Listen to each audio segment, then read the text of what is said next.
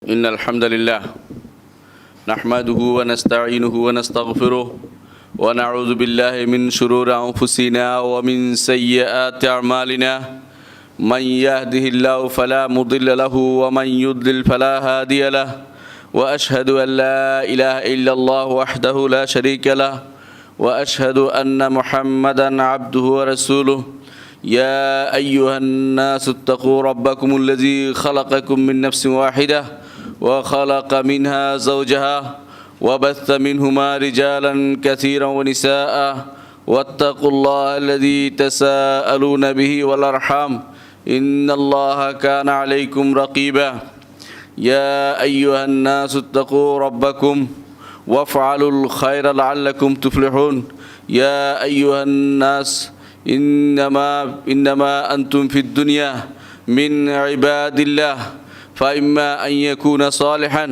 وإما يكون طالحا সম্মানিত মুসল্লিয়ান ইকরাম, আল্লাহ রাব্বুল ইজ্জত আমাদেরকে কোরআনে কারীমের শুরুতেই তাকওয়ার অধিকারী হওয়ার জন্য বলেছেন। আল্লাহ তাআলা বলেছেন যে ইয়া আইয়ুহান নাসু তাকু রাব্বাকুম, হে ঈমানদারগণ তোমরা তোমাদের রবের তাকওয়া অবলম্বন করো। ইয়া আইয়ুহান নাসু তাকু রাব্বাকুম, প্রথম নির্দেশনা এটা কোরআনে কারীমের প্রথম নির্দেশনা যে আল্লাহর তাকওয়ার অনুসরণ করতে বলেছেন। আবার নির্দেশনা বলেছেন উবুদু রাব্বাকুম, রবের ইবাদত করতে বলেছেন, সেটাও আল্লাহ তাআলার প্রথম নির্দেশনা। তাকওয়া নির্দেশনা বলেছেন আল্লাহ তাআলা আলিফ লাম মিম যালিকাল কিতাবু লা রাইবা ফিহি হুদাল লিল মুত্তাকিন, মুত্তাকিনদের জন্য হেদায়েত রয়েছে, সেটাও আল্লাহ তাআলা বলেছেন। বোঝা যাচ্ছে যে আল্লাহ তাআলা কোরআনে কারীম এবং রাসূলুল্লাহ সাল্লাল্লাহু আলাইহি ওয়াসাল্লাম তার হাদিসে তাকওয়ার ব্যাপারে, তাকওয়া গ্রহণের ব্যাপারে সবচেয়ে বেশি গুরুত্ব দিয়েছেন। এই বিষয়টি আজকে ইনশাআল্লাহ আমরা আলোচনা করব। যেই বিষয়টি হচ্ছে যে বিষয়টি পূর্বে এবং পরে কিয়ামত পর্যন্ত যত মানুষ আসবে, যত ঈমানদার আসবে, যত আল্লাহর বান্দারা আসবে, নবী রাসূলগণ ছিলেন, প্রত্যেকেরই একটি কথাই ছিল সবচেয়ে বেশি যে আনিত্তাকুল্লাহ, যে আল্লাহর তাকওয়া অবলম্বন করো। কোরআনে কারীমে এই জন্য আল্লাহ তাআলা বলেছেন ওয়ালাকাদ ওয়াসাইনাল্লাযিনা উতুল কিতাবা মিন ক্বাবলিকুম ওয়া ইয়্যাকুম আনিত্তাকুল্লাহ, পূর্বের এবং পরের সবাইকে এই তাকওয়ার ওসিয়তে আল্লাহ তাআলা করেছেন। এই তাকওয়া কি তা আমাদের জানতে হবে। তাকওয়া হচ্ছে, তাকওয়া শব্দটির অর্থ হচ্ছে বেঁচে থাকা, ফরহেজ করা আমরা বলে থাকি উর্দুতে, বাংলা হচ্ছে বেঁচে থাকা। বেঁচে থাকা কি? অন্যায়ের পথ থেকে বেঁচে থাকা। তাকওয়ার অনুবাদ আমরা অনেক সময় করে থাকি যে আল্লাহকে ভয় করা। আল্লাহকে ভয় করা যেমন আছে, আল্লাহকে ভালোবাসাও তাকওয়ার অন্তর্ভুক্ত, আল্লাহর কাছে আশা করাও তাকওয়ার অন্তর্ভুক্ত। আবার আল্লাহ তাআলার ভয়ে ভীত থাকা এবং তার উপর তাওয়াক্কুল করা, এগুলো সবই তাকওয়ার অন্তর্ভুক্ত। তাকওয়া একটি ব্যাপক শব্দ, এক শব্দের অনুবাদ হয় না। যদি অনুবাদ করতেই হয়, করা যায় কনসাসনেস, আল্লাহ সম্পর্কে সচেতনতা, সব সময় আল্লাহ সম্পর্কে সচেতন থাকা, এটাই হচ্ছে তাকওয়া। তাকওয়ার সংজ্ঞা নির্ধারণ করে বলা হয়ে থাকে যে বান্দা এমন কিছু রাখবে যেটাকে ভয় পাচ্ছে, ভয় এবং তার মাঝে এমন কিছু রাখবে যা তাকে ভয় থেকে বাঁচাবে, এমন কিছু রাখার নাম হচ্ছে তাকওয়া। আপনি যদি ভয় পান যে এখনই আমার বিল্ডিংটা ভেঙে পড়বে, আপনি তাড়াতাড়ি করে সেখানে খুঁটি লাগাতে চাইবেন। আপনি যদি ভয় পান যে কেউ আমাকে আক্রমণ করবে, আপনি মানুষ ডাকতে চাইবেন যে কেউ আমাকে আক্রমণ করতে না পারে, পুলিশ ডাকবেন, প্রশাসন ডাকবেন যে আমাকে কোনো আক্রমণ করতে না পারে। যখনই মানুষ ভয় পায় তা থেকে বাঁচার জন্য কোনো না কোনো মাধ্যম অবলম্বন করে। যেই জিনিসটা থেকে আপনি ভয় পাচ্ছেন, ওই জিনিসটা থেকে বাঁচার জন্য যা যা অবলম্বন করবেন তাই তাকওয়া, সেটাই হচ্ছে তাকওয়া। এই জন্য আল্লাহর তাকওয়া কোনটি সেটা আগে জানতে হবে। আল্লাহর তাকওয়া হচ্ছে সেটা যে একজন বান্দা তার মাঝে এবং তার রবের মাঝে যেই জিনিসগুলোর ভয় পায়, এই জিনিসগুলো থেকে বাঁচার জন্য বিশেষ বিশেষ ব্যবস্থা গ্রহণ করবে, তাই হচ্ছে তাকওয়া। যেমন আপনি ভয় পান আল্লাহ আমার উপর রাগ করবেন, আপনি ভয় পান যে আল্লাহ আমার উপর ক্রোধান্বিত হবেন, আপনি ভয় পান যে আল্লাহ আমাকে আখিরাতে শাস্তি দিবেন, কবরে শাস্তি দিবেন। এই ভয় যদি আপনার থাকে, এই সমস্যা যদি আপনি মনে করেন যে বিরাট সমস্যা আমার জন্য, আপনি এমন কোনো ব্যবস্থা নেবেন যেই ব্যবস্থার কারণে এই বিপদ থেকে আপনি বাঁচতে পারবেন, সেটার নামই হচ্ছে তাকওয়া। এবং সেটা হতে পারে একমাত্র আল্লাহর নির্দেশ বাস্তবায়ন করার মধ্যে এবং আল্লাহর নিষেধকৃত জিনিসগুলো পরিত্যাগ করার মাধ্যমে তা সম্ভব হতে পারে। তাকওয়ার অধিকারী হওয়ার জন্য এই জন্য দুটি জিনিসের দরকার: আল্লাহর নির্দেশ পালন, আল্লাহর নিষেধ পরিত্যাগকরণ। এই দুটি জিনিস তাকওয়ার অধিকারী হওয়ার জন্য জরুরি।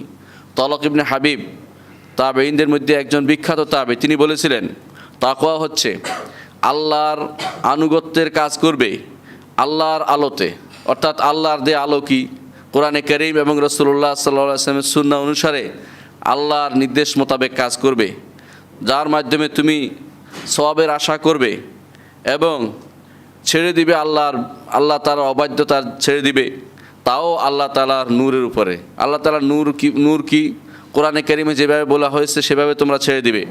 রাসূলুল্লাহ সাল্লাল্লাহু আলাইহি ওয়াসাল্লাম যেভাবে বলেছেন ছেড়ে দিতে, সেভাবে তোমাদেরকে অপরাধ ছেড়ে দিতে হবে, গুনার কাজ ছেড়ে দিতে হবে। কি জন্য? যে এর মাধ্যমে আল্লাহর শাস্তি থেকে বাঁচতে পারবে। এ সবই হচ্ছে আল্লাহর শাস্তি থেকে বাঁচার জন্য, আল্লাহ তাআলার সওয়াব অর্জনের জন্য যা যা করা দরকার সবই হচ্ছে তাকওয়া, সবই হচ্ছে তাকওয়া। এই জন্য সবচেয়ে বড় তাকওয়া হচ্ছে আল্লাহ তাআলার তাওহীদ প্রতিষ্ঠা করা। তাওহীদ প্রতিষ্ঠা না করলে জাহান্নাম থেকে কখনো মুক্তি পাওয়া যাবে না। তাকওয়ার মূল জিনিস হচ্ছে যে তাওহীদ প্রতিষ্ঠা করব। এই জন্য প্রথম যে নির্দেশনা আসছে কোরআনে কারিমে, তাতে বলা হয়েছে ইয়া আইয়ুহান নাস উবুদু রাব্বাকুমুল্লাযী খালাকাকুম ওয়াল্লাযীনা মিন ক্বাবলিকুম লাআল্লাকুম তাত্তাকুন। দেখছেন কিভাবে বলা হচ্ছে যে হে ইমানদারগণ, হে মানুষগণ, ইয়া আইয়ুহান নাস উবুদু রাব্বাকুম, একমাত্র তোমার রবের ইবাদত করো যিনি তোমাদেরকে সৃষ্টি করেছেন। আল্লাযী খালাকাকুম, তিনি তোমাদেরকে সৃষ্টি করেছেন এবং তোমাদের আগের লোকদেরকেও সৃষ্টি করেছেন, পরের লোকদেরও তিনি আল্লাহ তাআলাই সৃষ্টি করবেন। কি জন্য? লাআল্লাকুম তাত্তাকুন। যদি ইবাদত ঠিকমতো করি একমাত্র আল্লাহ তাআলার, তাহলে আমাদের এই সবচেয়ে বড় তাকওয়া প্রতিষ্ঠিত হবে। তাওহীদ যার ঠিক নেই, ইবাদত যে সুন্দরভাবে করতে পারেনি, তার তাকওয়া প্রতিষ্ঠিত হয়নি। যত লম্বা আলখাল্লায় গায়ে দিক না কেন, যত বেশি নফল নামাজ পড়ুক না কেন, যত বেশি দান সদকা করুক না কেন, যার তাওহীদ ঠিক নেই তার কোনো ইবাদত গ্রহণযোগ্য হবে না। সে আল্লাহর তাকওয়ার অধিকারী হতে পারবে না। তাকওয়ার অধিকারী দাবি করতে পারে, কিন্তু আসলে সে তাকওয়ার অধিকারী হয়নি। তাকওয়ার মূল কথা হচ্ছে অবশ্যই তাকে প্রথম কাজ হচ্ছে সে তাওহীদের অধিকারী হবে। দ্বিতীয় হচ্ছে যে সমস্ত ফরজ কাজ আল্লাহ তাআলা আমাদের উপর অবশ্য করণীয় করে দিয়েছেন, সালাত প্রতিষ্ঠা করতে হবে, যাকাত প্রতিষ্ঠা করতে হবে, সওম প্রতিষ্ঠা করতে হবে, হজ প্রতিষ্ঠা করতে হবে, আরকানুল ইসলাম, আরকানুল ঈমান, সেগুলো যদি সুন্দরভাবে প্রতিষ্ঠা করতে না পারি তাহলে তাকওয়ার অধিকারী হতে পারবো না। এটাকে বলা আরবিতে ফেরুল ওয়াজিবাত। যে সমস্ত কর্তব্য আমার উপর রয়েছে সেগুলো অবশ্যই করতে হবে। আর দ্বিতীয় হচ্ছে তারকুল মুহাররামাত, যে সমস্ত জিনিস আল্লাহ তাআলা আমার উপর হারাম করে দিয়েছেন সেগুলিকে পরিত্যাগ করতে হবে। হারাম করা জিনিসের সবচেয়ে বড় পর্যায় হচ্ছে শিরিক পরিত্যাগ করতে হবে। কোরআনে কারিমে আল্লাহ তাআলা বলেছেন কুল ইন্নামা হাররামা রাব্বিয়াল ফাওয়াহিশা মা যাহারা মিনহা ওয়া বাতান ওয়াল ইসমা ওয়াল বাগিয়া বেগাইরিল হাক্কি ওয়া আন তুশরিকু বিল্লাহি মা লাম ইউনাজ্জিল বিহি সুলতানা ওয়া আন তাকুলু আলাল্লাহি মা লা তা'লামুন। আল্লাহ তাআলা বলেছেন, বলুন হে নবী আপনি বলে দিন, কুল ইন্নামা হাররামা রাব্বিয়াল ফাওয়াহিশা, আমার রব তো হারাম করে দিয়েছেন অন্যায় অশ্লীলতা, হারাম করে দিয়েছেন অন্যায় অশ্লীলতা আল্লাহ তাআলা হারাম করে দিয়েছেন। এটা কিন্তু মনে রাখতে হবে যে আল্লাহ তাআলা হারাম করে দিয়েছেন অন্যায় অশ্লীলতা। যারা অন্যায় এবং অশ্লীলতার দিকে মানুষকে আহ্বান করে, হারামের দিকে মানুষকে আহ্বান করছে, তাকওয়া থেকে তারা দূরে রয়েছে। আজকাল আপনাদের সামনে কত রকমের আহ্বান আসবে দুই এক দিনের মধ্যে, যে অন্যায় অশ্লীলতার জন্য বের হবেন, সন্তানদেরকে বের করার জন্য বলা হবে, তা সবই হারামকৃত জিনিস, সেগুলোতে বের হওয়া যাবে না, সেগুলোর উপর আমল করা যাবে না। কারণ কারণ কোরআনে কারিমে আল্লাহ তাআলা বলেছে, রাসূলুল্লাহ সাল্লাল্লাহু আলাইহি ওয়াসাল্লাম বলেছেন, লা তাআতা লিমাখলুকিন ফি মাসিয়াতিল খালিক, স্রষ্টার অবাধ্য হয়ে সৃষ্টির কারো আনুগত্য করা যাবে না। সুতরাং মনে রাখতে হবে, যা হারাম করেছেন, কুল ইন্নামা হাররামা রাব্বিয়াল ফাওয়াহিশা, ফাহিশা অশ্লীলতা আল্লাহ তাআলা হারাম করে দিয়েছেন। কোনো রকম অশ্লীলতা হালাল হইতে পারে না কিয়ামত পর্যন্ত। মা যহারা মিনহা ওয়া মা বাতান, যা প্রকাশ হয়েছে এবং যা গোপন রয়েছে। ওয়াল ইসমা, এবং যে কোনো গুনার কাজ হারাম করা হয়েছে। ওয়াল বাগিয়া বিগাইরিল হাক্কে, সীমা লঙ্ঘন করা, অন্যায়ভাবে সীমা লঙ্ঘন, অন্যায়ভাবে বিরুদ্ধাচরণ, এটা আল্লাহ তাআলা হারাম করে দিয়েছেন। ওয়া আন তুশরিকু বিল্লাহি মা লাম ইউনাজ্জিল বিহি সুলতানা, আর শিরককে আল্লাহ তাআলা হারাম করে দিয়েছেন, যে শিরকের ব্যাপারে আল্লাহ তাআলা কোনো প্রমাণ নাজিল করেননি। প্রমাণ নেই, শিরকের পক্ষে কোনো প্রমাণ কেউ দেখাতে পারবে না, বরং শিরক করে মানুষ প্রবৃত্তির তাড়নায়। আল্লাহ তাআলা যে তাওহীদ দিয়েছেন তার পক্ষে শত শত প্রমাণ রয়েছে, শিরকের পক্ষে কেউ কোনো প্রমাণ দিতে পারবে না, কারণ প্রমাণ দিয়ে নিজের পক্ষ থেকে বলতে পারবে কিন্তু সেটা প্রমাণ করে দেখাতে পারবে না। এই জন্য শিরকের কোনো প্রমাণ নাই। মা লাম ইউনাজ্জিল বিহি সুলতানা ওয়া আন তাকুলু আলাল্লাহি মা লা তা'লামুন, অনুরূপে হারাম করে দিয়েছেন আল্লাহ তাআলা আল্লাহর উপর এমন কথা বলা যা আল্লাহ তাআলা কখনো আমরা জানি না এমন কথা বলা, আল্লাহ তাআলা কখনো সেটা বলেননি এমন কথা বলা। আল্লাহ তাআলা তার সম্পর্কে যা বলেছেন সেগুলি বলতে হবে। আল্লাহ তাআলা তাওহীদ প্রতিষ্ঠা করেছেন তার কোরআনে, রাসূলুল্লাহ সাল্লাল্লাহু আলাইহি ওয়াসাল্লাম তা বাস্তবায়ন করেছেন, দেখিয়ে দিয়েছেন। আল্লাহ তাআলা কোরআনে কারিমে তার নাম এবং গুণের কথা বলেছেন, রাসূলুল্লাহ সাল্লাল্লাহু আলাইহি ওয়াসাল্লাম তার নাম এবং গুণের কথা বলেছেন। যে ব্যক্তি আল্লাহ তাআলার দেয়া নাম এবং গুণগুলোকে অস্বীকার করবে, সে আল্লাহ তাআলার উপর এমন কথা বলল যা আল্লাহ তাআলা সম্পর্কে সে জানে না, এটাই হারাম করা হয়েছে। কুল ইন্নামা হাররামা রাব্বিয়াল ফাওয়াহিশা মা যাহারা মিনহা ওয়া মা বাতান ওয়াল ইসমা ওয়াল বাগিয়া বিগাইরিল হাক্কি ওয়া আন তুশরিকু বিল্লাহি মা লাম ইউনাজ্জিল বিহি সুলতানা ওয়া আন তাকুলু আলাল্লাহি মা লা তা'লামুন। এই আয়াতটি প্রত্যেকটি মানুষের মুখস্থ থাকা উচিত। আল্লাহ তাআলা কি হারাম করেছেন, এই জীবনে আমাকে কি পরিত্যাগ করতে হবে, সেই জিনিসগুলো ঠিকমতো যদি পরিত্যাগ না করি তাকওয়া অর্জন করতে পারবো না। তাকওয়া অর্জন করতে হলে প্রথমে আল্লাহর নির্দেশিত বিষয়গুলো মেনে নিতে হবে। দ্বিতীয়ত আল্লাহ তাআলা নিষেধ করা জিনিসগুলো পরিত্যাগ করতে হবে। আল্লাহ তাআলা কী কী জিনিস নিষেধ করেছেন সেগুলি জানতে হবে, জানার পরে সেগুলি পরিত্যাগ করতে হবে। সেগুলি আমরা একটু আগে আলোচনা করেছি। তৃতীয় যে কাজটি করতে হবে, তাকওয়া যদি অবলম্বন করতে হয়, সন্দেহজনক জিনিস থেকে দূরে থাকতে হবে। রাসূলুল্লাহ সাল্লাল্লাহু আলাইহি ওয়াসাল্লাম বলেছেন, নোমান ইবনে বাশির রাদিয়াল্লাহু আনহু বলেন, রাসূলুল্লাহ সাল্লাল্লাহু আলাইহি ওয়াসাল্লাম বলেছেন, হালালু বায়্যিনুন ওয়াল হারামু বায়্যিনুন ওয়া বাইনাহুমা উমুরুন মুশতাবিহাতুন। হালাল পরিষ্কার জিনিস, হারামও পরিষ্কার জিনিস। অর্থাৎ আল্লাহ তাআলার সাথে শিরিক করা হারাম, মা বাবার নাফরমানি করা হারাম, এগুলি স্পষ্ট জিনিস। আর হালাল জিনিস পবিত্র, তয়্যিবাত পবিত্র জিনিস হালাল, এবং বিয়ে করা হারাম, জিনা করা, ব্যভিচার করা হারাম, এগুলি স্পষ্ট জিনিস। ওয়া বাইনাহুমা উমুরুন মুশতাবিহাতুন, কিন্তু এই দুটার মাঝখানে এমন কিছু জিনিস আছে যেগুলি অনেকে জানে না। লা ইয়ালামুহু কাসীরুম মিনান নাস, অনেকে তার বিধান জানে না। সেই সন্দেহজনক জিনিস থেকে দূরে না থাকলে তাকওয়া অবলম্বন করা যাবে না। যে কোনো জিনিস সন্দেহ আছে তা থেকে দূরে থাকতে হবে। তারকুশ শুবহাত, সন্দেহজনক জিনিস থেকে দূরে না থাকলে তাকওয়া অবলম্বন করা যাবে না। যে জিনিসে মানুষ এক মতভেদ করে, হালাল কি হারাম সন্দেহ করছে, আপনার দায়িত্ব হবে সেই জিনিস থেকে দূরে সরে আসা। কখনো আপনি তাকওয়ার অধিকারী হতে পারবেন না যদি সেটা না করেন। চতুর্থ যে কাজটি করতে হবে, তাকওয়া অবলম্বন করতে হলে বেশি নেক কাজ করতে হবে। নফল সালাত আদায় করতে হবে, নফল সাদাকা দিতে হবে, নফল হজ করতে হবে, নফল কর্মকাণ্ড করতে হবে, যেটা রাসূলুল্লাহ সাল্লাল্লাহু আলাইহি ওয়াসাল্লাম করতেন, সাহাবায়ে কেরাম করতেন। রাসূলুল্লাহ সাল্লাল্লাহু আলাইহি ওয়াসাল্লাম তিনি আল্লাহ তাআলা তার যাবতীয় গুনাহ মাফ করে দিয়েছেন আগের এবং পরের, কিন্তু তিনি বেশি নফল সালাত আদায় করতেন। হাত্তা তাওয়াররামাত কাদামা, এমনকি তার দুই পা ফুলে গিয়েছিল, তাই এই জন্য করেছেন। বেশি নফল সালাত আদায় করা হচ্ছে তাকওয়ার লক্ষণ, বেশি নফল কাজ করা তাকওয়ার লক্ষণ। শুধু কেবল ফরজ আদায় করলেই চলবে না, নফল আদায় করতে হবে তাকওয়ার অধিকারী হতে হলে। তৃতীয়ত, যে সমস্ত অপছন্দ জিনিস যেগুলি পরিত্যাগ করতে হবে, অপছন্দনীয় কাজ পরিত্যাগ করতে হবে। অনেকে মকরুর দোহাই দিয়ে অনেক কাজ করে থাকেন, সেটা তাকওয়া বিরোধী কাজ। একজন মুত্তাকি কখনো আল্লাহর অপছন্দনীয় কাজে কখনো প্রবৃত্ত হতে পারে না। একজন বড় আলেমকে বলা হয়েছিল যে আমি আল্লাহর নাফরমানি করতে চাই। তিনি বলেছিলেন, তাহলে এমন জায়গায় যাও যেখানে আল্লাহ তাআলা তোমাকে দেখতে পাবে না, সেখানে যাও। বলছে সেটা তো যাওয়ার জায়গা নেই, তাহলে আল্লাহ তাআলার অপছন্দনীয় জায়গাতে তুমি আল্লাহ তাআলা জায়গা থেকে আল্লাহ তাআলা অপছন্দনীয় কাজ তুমি কিভাবে করতে পারো? তুমি সেটা করতে পারো না। পৃথিবীর আনাচে কানাচে যেখানে যান না কেন সেটা আল্লাহরই রাজত্ব। সুতরাং আল্লাহর রাজত্ব গিয়ে আল্লাহর বিরোধী কাজে লিপ্ত হবেন, সেটা কখনো তাকওয়ার দাবি হতে পারে না। প্রত্যেকটি মানুষের উচিত, এই জন্য প্রত্যেকটি মানুষের উচিত আল্লাহ তাআলা যা ওয়াজিব করেছেন, আল্লাহ যা কর্তব্য করেছেন, ফরজ করেছেন তা পালন করা, যা হারাম করেছেন তা পরিত্যাগ করা, সন্দেহজনক জিনিস পরিত্যাগ করা, এবং যে সমস্ত কাজ নফল কাজ আছে, নফল যে সমস্ত সওয়াবের কাজ আছে, মুস্তাহাব কাজগুলো সেগুলি পালন করা, এবং যেগুলো মাকরুহ কাজ আছে, অপছন্দনীয় কাজ তা পরিত্যাগ করা, এই সবগুলি করতে পারলে একজন মানুষ তাকওয়ার অধিকারী হতে পারবেন। ইবনে মাসউদ রাদিয়াল্লাহু আনহুকে জিজ্ঞাসা করা হয়েছিল যে আল্লাহ তাআলা কোরআনে কারীম বলেছেন, ইয়া আইয়ুহান নাস তাকুল্লাহ হাক্কা তুকাতিহি, হে মানুষ তোমরা, ইয়া আইয়ুহাল্লাযিনা আমানু তাকুল্লাহ হাক্কা তুকাতিহি, হে ঈমানদারগণ তোমরা আল্লাহর তাকওয়া অবলম্বন করো, যতটুকু তাকওয়া অবলম্বন করা দরকার, অর্থাৎ যথার্থ তাকওয়া অবলম্বন করো। এর তাফসীর কি? ইবনে মাসউদ রাদিয়াল্লাহু আনহু বলেছেন, আইয়ুতা ফালা ইউসা ওয়া ইউযকার ফালা ইউনসা ওয়া ইয়াশকুর ফালা ইয়াকফুর। সেটা হচ্ছে যে একজন মানুষ আল্লাহর আনুগত্য করবে, অবাধ্য হবে না, এবং আল্লাহ তাআলাকে স্মরণ করবে, ভুলে যাবে না। আল্লাহ তাআলাকে স্মরণ করবে, ভুলে যাবে না, এবং আল্লাহর শুকরিয়া আদায় করবে, কখনো কুফরি করবে না।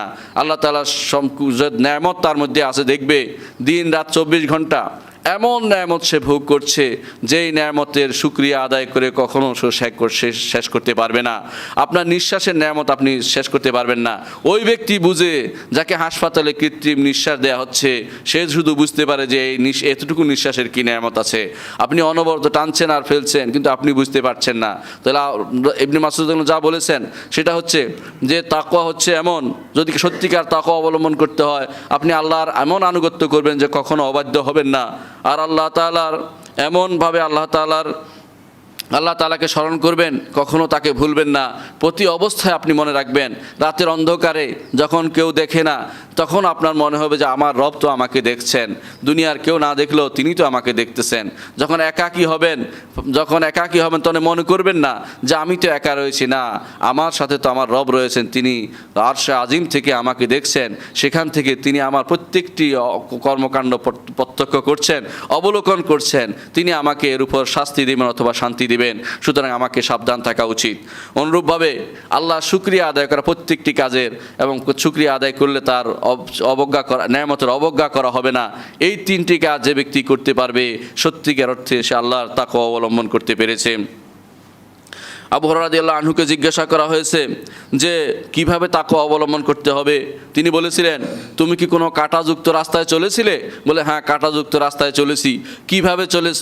বলেছি, যখনই কাঁটা দেখেছি তখনই পা গুটিয়ে নিয়েছি, শরীর গুটিয়ে নিয়েছি, কাপড় গুটিয়ে নিয়েছি, না জানি সেটা আটকা পড়ে যায়। সেটা দুনিয়ার বুকে চলতে হলে তোমাকে এইভাবে চলতে হবে, না জানি কোথায় তুমি আটকা পড়ো, কোন গুনায় তুমি লিপ্ত হয়ে পড়ো। এই জন্য সার্বক্ষণ তোমাকে নিজেকে সাবধান করে রাখতে হবে, নিজেকে সচেতন করে রাখতে হবে।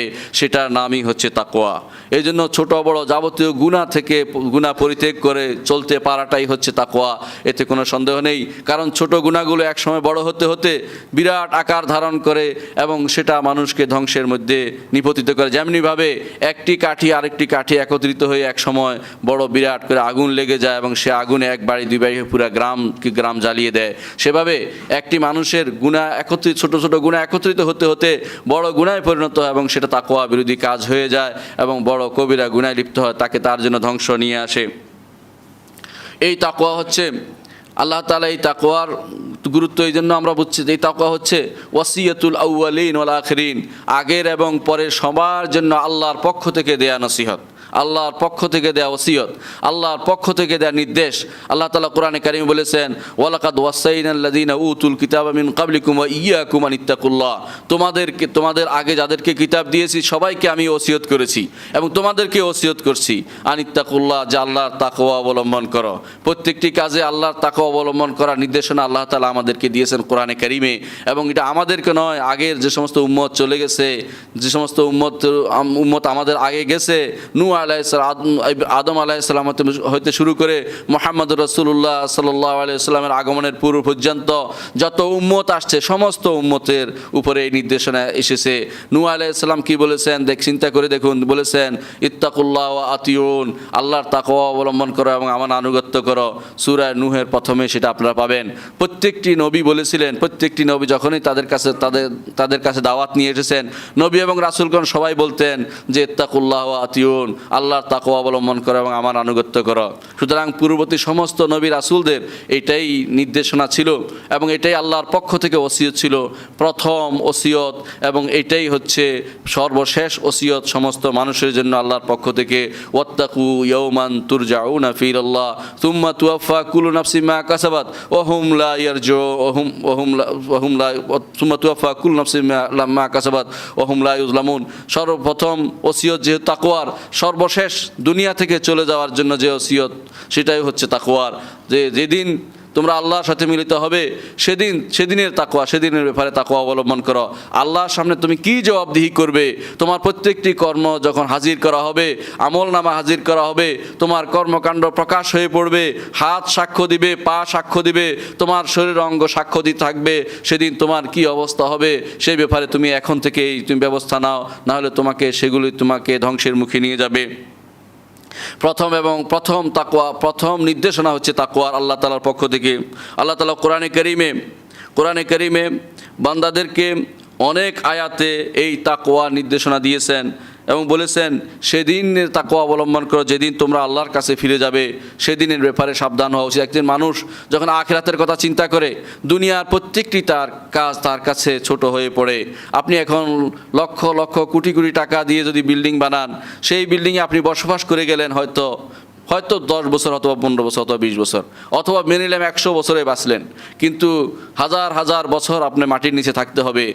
আর আল্লাহর কাছে যখন যাবেন হাসরের মাঠে, তা সেদিনের কোনো শেষ নেই, যেদিনের কোনো শেষ নেই, যেদিন হবে যেদিনের কোনো শেষ নেই, চিরস্থায়ী জীবন। সেখানে আপনার জন্য যদি কিছু না থাকে, আপনার জন্য আপনার মতো আমার মতো হতভাগা আর কেউ হবে না। এই জন্য সেদিনের চিন্তা করার জন্য আল্লাহ তাআলা বলেছেন ওয়াত্তাকু ইয়াওমান তুরজাউনা ফিহি ইলাল্লাহ সুম্মা তুওয়াফা কুল্লু নাফসিন মা কাসাবাত ওয়া হুম লা ইউজলামুন। ওদিনে তাকওয়া অবলম্বন করো যেদিন তুরজাউনা ফিহি ইলাল্লাহ, তোমাদেরকে আল্লাহর কাছে ফেরত দেওয়া হবে, আল্লাহর কাছে তোমাদেরকে ফেরত পাঠানো হবে। সুম্মা তুওয়াফা কুল্লু নাফসিন মা কাসাবাত, সেদিন প্রত্যেকটি নফসকে যা সে অর্জন করেছে তা পরিপূর্ণভাবে দেওয়া হবে। ভালো হলে ভালো, খারাপ হলে ভালো, খারাপ হলে খারাপ দেওয়া হবে। ভালো ইন খায়রান ফাখার খায়রুন, যদি সে ভালো করে থাকে ভালো সে ফল পাবে। ওয়াইন শাররান ফাশাররুন, যদি খারাপ করে থাকে খারাপের ফল পাবে। একটু আল্লাহ তাআলা বলছেন ওয়া হুম লা ইউজলামুন, তাদের উপর কোনো জুলুম করা হবে না। আল্লাহ তাআলা ওয়াইন তাকু হাসানাতান ইউদাইফা, যদি ভালো হয় সেটাকে বাড়িয়ে দিবেন, কিন্তু অন্যায় হলে সেটা বাড়াবেন না, বরং সেটা অনুসারে তাকে শাস্তি দিবেন। ইন্নাল্লাহা লা ইযলিমু মিসকালা যাররা ওয়া ইন তাকু হাসানাতান ইউদাইফা। আল্লাহ তাআলা যাররা পরিমাণ, কোনো রকমের রাই পরিমাণ আল্লাহ তাআলা কারোর উপর জুলুম করেন না। ইন্নামা হিয়া আমালুন উহসিহা লাকুম, আল্লাহ বলছে তোমাদের আমল তোমাদের জন্য আমি জমা করে রাখি।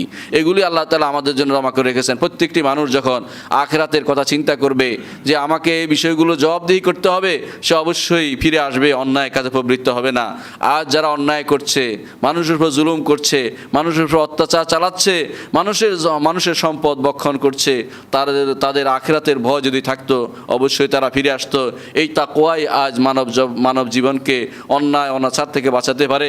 তাকওয়া যদি থাকতো, মানুষ চিন্তা করতো যে আমি যা বলছি, আমি যা করছি, আমি যেদিকে যা চিন্তা করছি, এর জন্য আল্লাহ আমাকে পাকড়াও করে, তাহলে আমার কিন্তু বাঁচার আর কোনো পথ থাকবে না। প্রত্যেকেই ফিরে আসতো আল্লাহর দ্বীনের দিকে।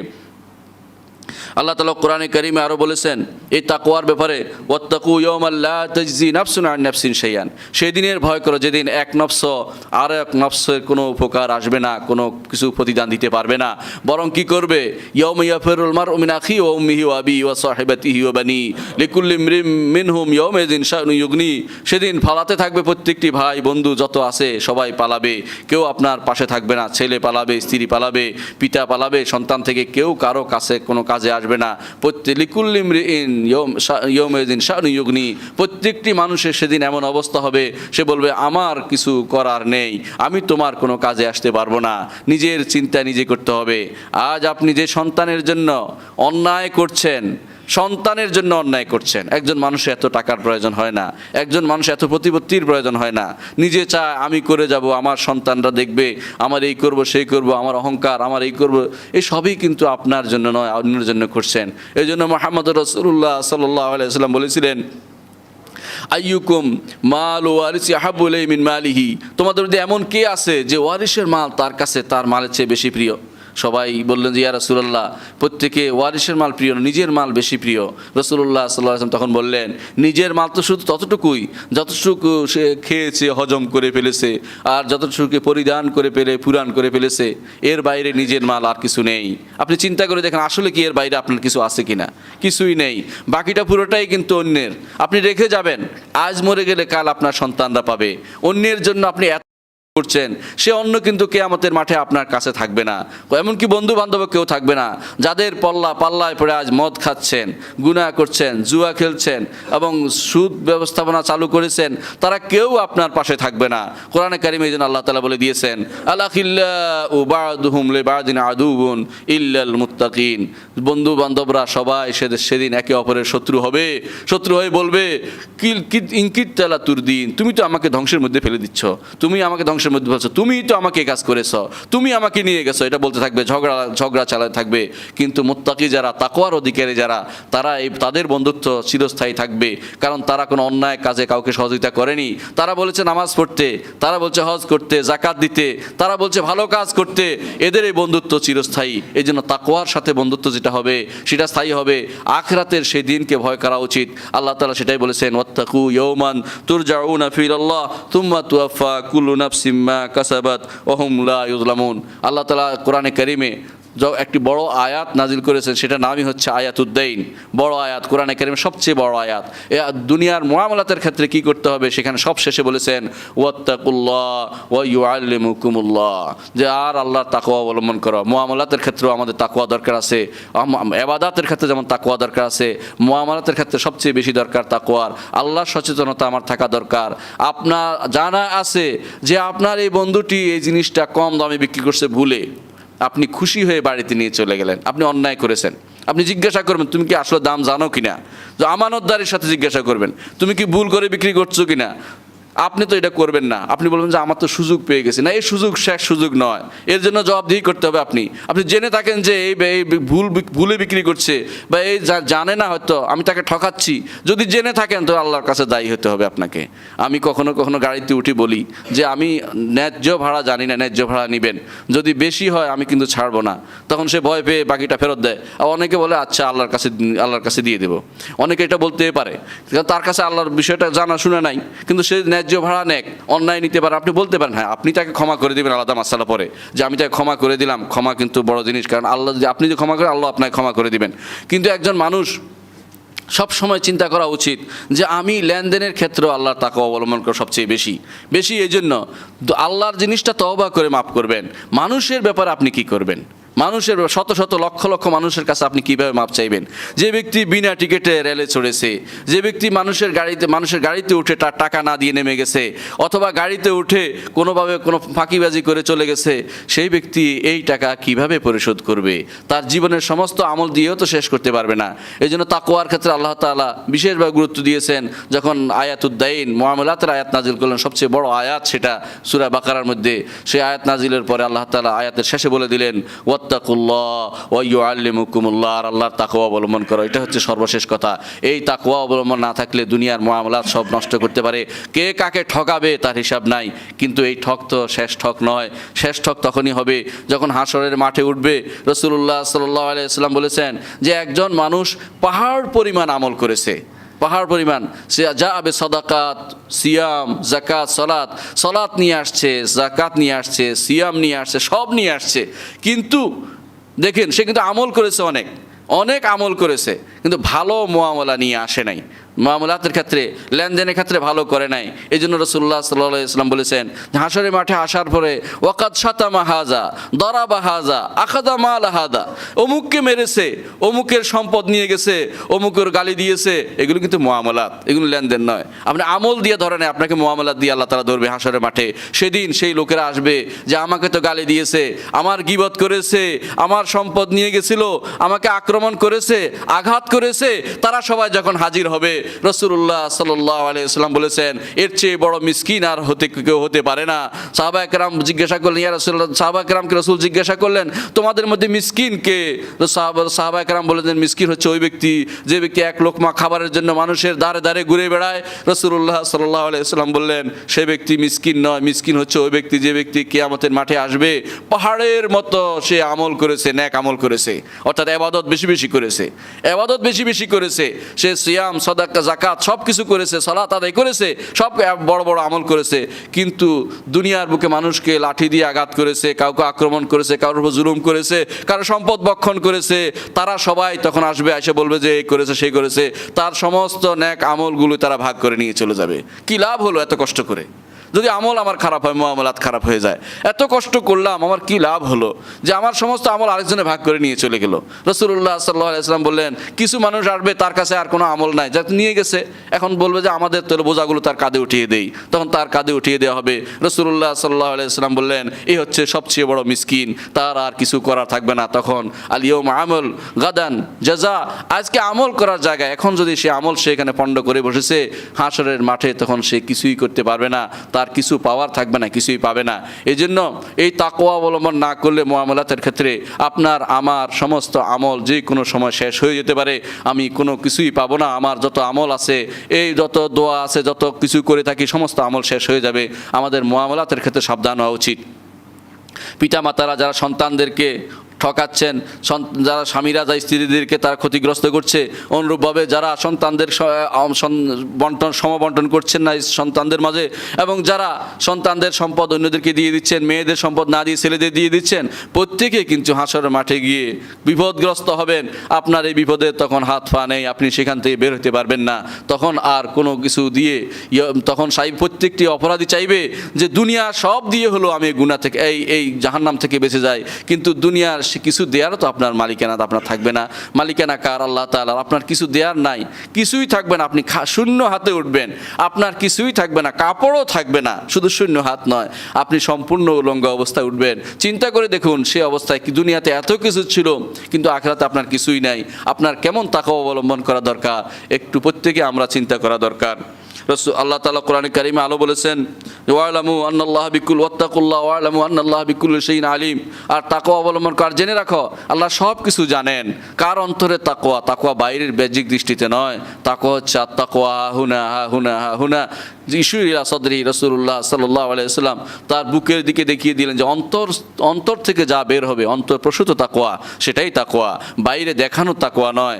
বড় পোশাক পরলাম, লম্বা জামা পরলাম, টুপি পরলাম, কিন্তু এইটা তাকওয়া নয়, তাকওয়া অন্তর থেকে বের হতে হবে। অনেক মানুষ আছে সাধারণ পোশাক পরে কিন্তু তাকওয়ার ক্ষেত্রে গুরুত্ব দেয়, মানুষের হালাল হারামের দিকে খেয়াল রাখে, তারাই সত্যিকার তাকওয়ার অধিকারী। কারো উপর জুলুম করে না, যেই জিনিস 10 টাকা সেটা 20 টাকা বিক্রি করে মানুষের জুলুম করে না, মানুষকে ঠকায় না, তারা সত্যিকার তাকওয়ার অধিকারী। এই বিষয়গুলো দেখা দরকার। কোরআনে কারিম আল্লাহ তাআলা বলেছেন ইয়া আইয়ুহান নাসু তাকু রাব্বাকুমুল্লাযী খালাকাকুম মিন নাফসিন ওয়াহিদা।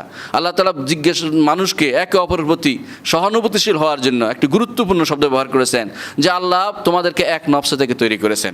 এক নফস থেকে তৈরি করলে মানুষ যেভাবে তার শরীরের একটি অংশ কেটে ফেলে দেয় না, বরং সবাই চায় শরীরের প্রত্যেকটি অংশ হেফাজত করতে। এই মানব গোষ্ঠী সবাই তারই, আল্লাহ তাআলার পরিবার।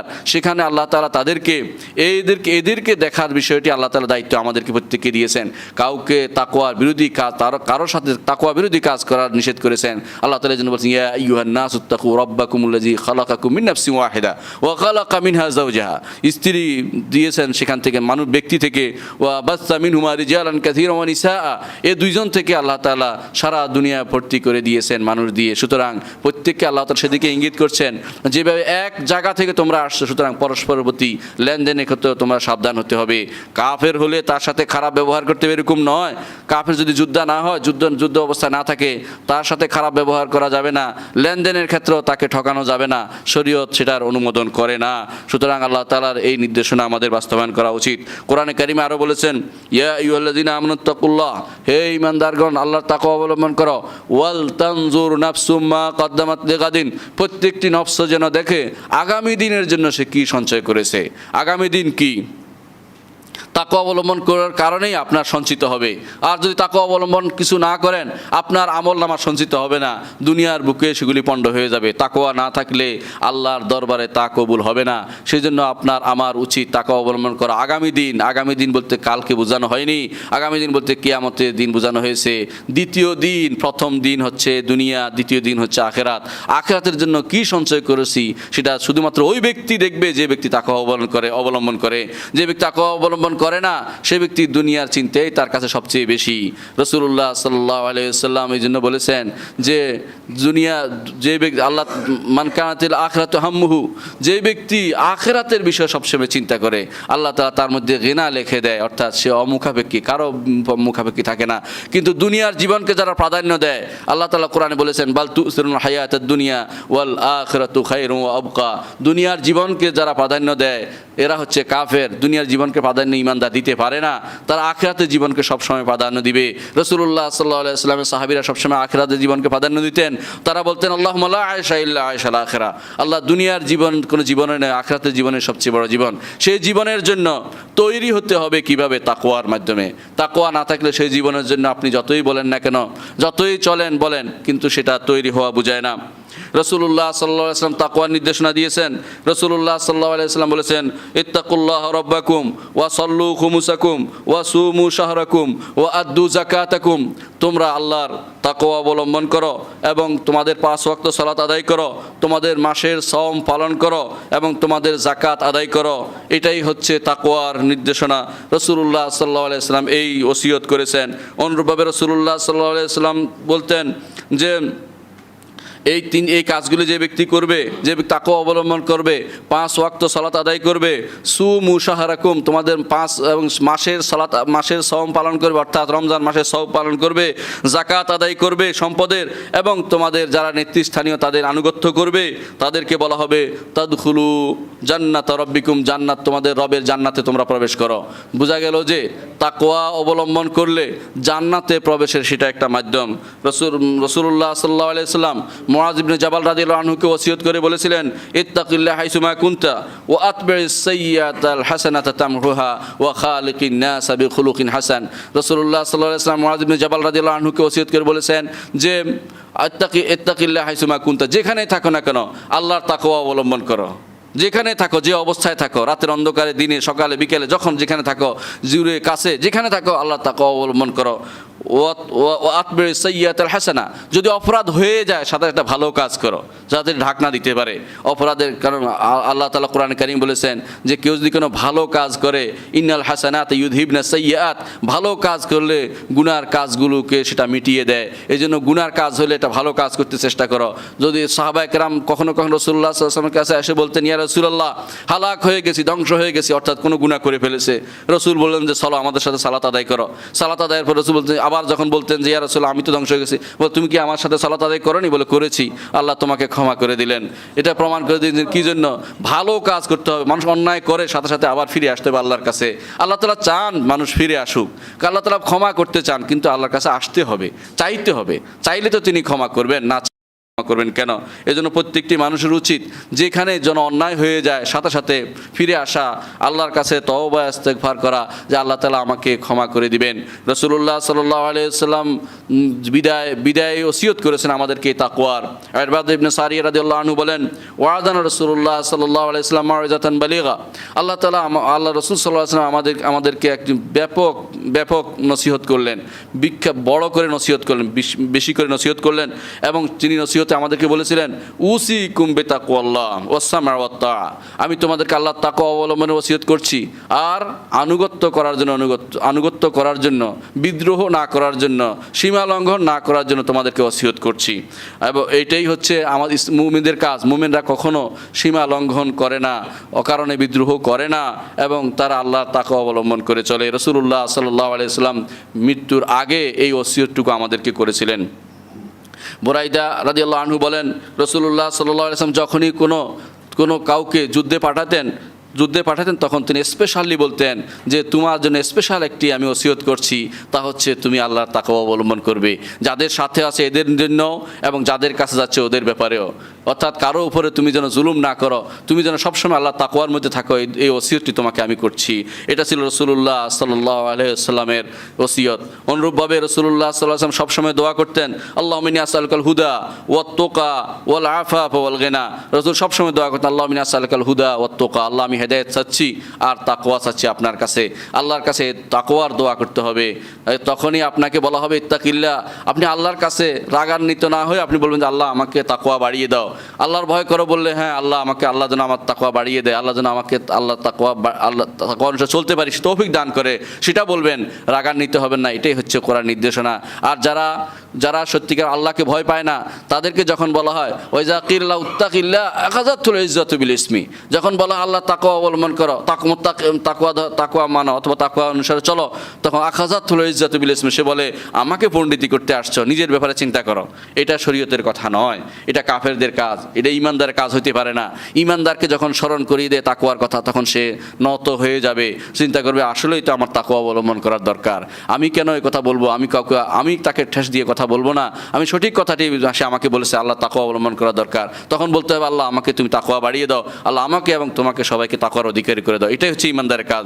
ইমানদার এটা বলবে না তোমার সরকার তুমি তেল দাও বা তুমি এটা করো, তুমি দেখো আমি অনেক ভালো আছি ইত্যাদি, এটা ইমানদারের কাজ না, ইমানদার সেটা করতে পারে না।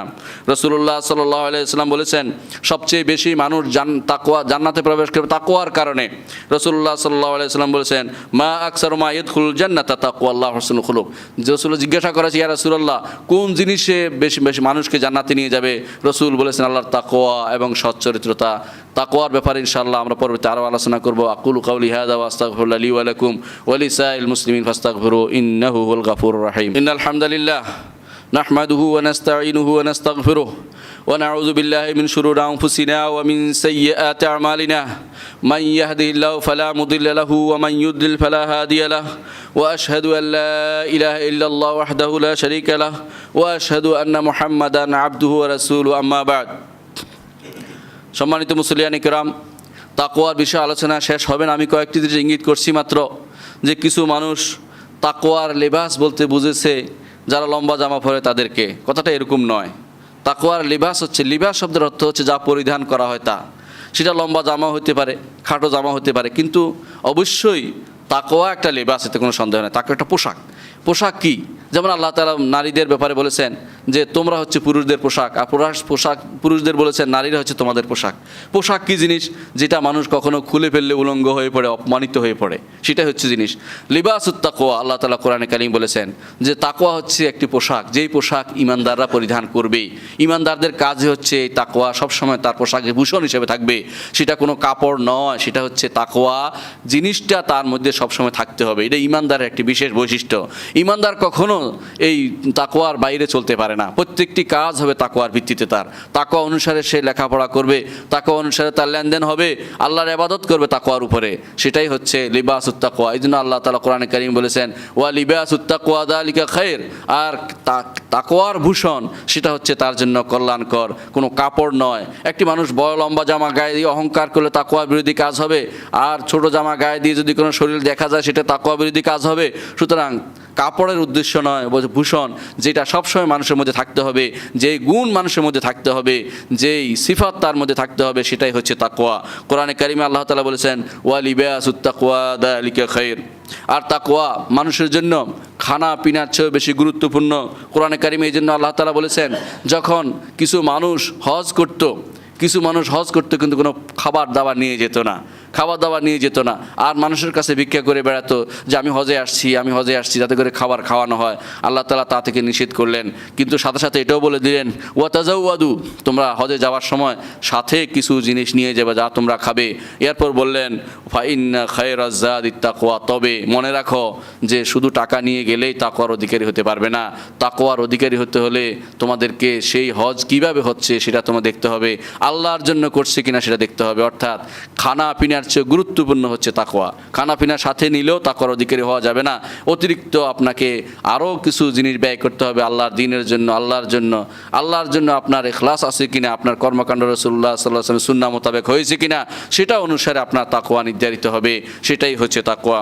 তাকওয়ার ব্যাপারে আল্লাহ তাআলা কোরআনে কারীমে তাকওয়া অবলম্বনের ব্যাপারে প্রথম নির্দেশনা দিয়েছেন। আমরা বলেছিলাম আল্লাহ তাআলা বলেছেন আলিফ লাম মিম যালিকাল কিতাবু লা রাইবা ফীহি হুদাল লিল মুত্তাকিন। মুত্তাকিনদের জন্য এই কোরআন হেদায়েত দিচ্ছে। মুত্তাকিন কারা বলেছেন আল্লাহ তাআলা? মুত্তাকি কারা? মুত্তাকি হচ্ছে তারা আল্লাযিনা ইউমিনুনা বিল গায়বি ইউকিমুনাস সালাতা ওয়া মিম্মা রাযাকনাহুম ইউনফিকুন। মুত্তাকি কারা এবং তাকওয়ার কি পরিণাম ফল, এ বিষয়ে ইনশাআল্লাহ ভবিষ্যতে অন্য কোনো খুতবা আলোচনা করব। আজকের এই কথা এখানে সমাপ্ত রাখছি।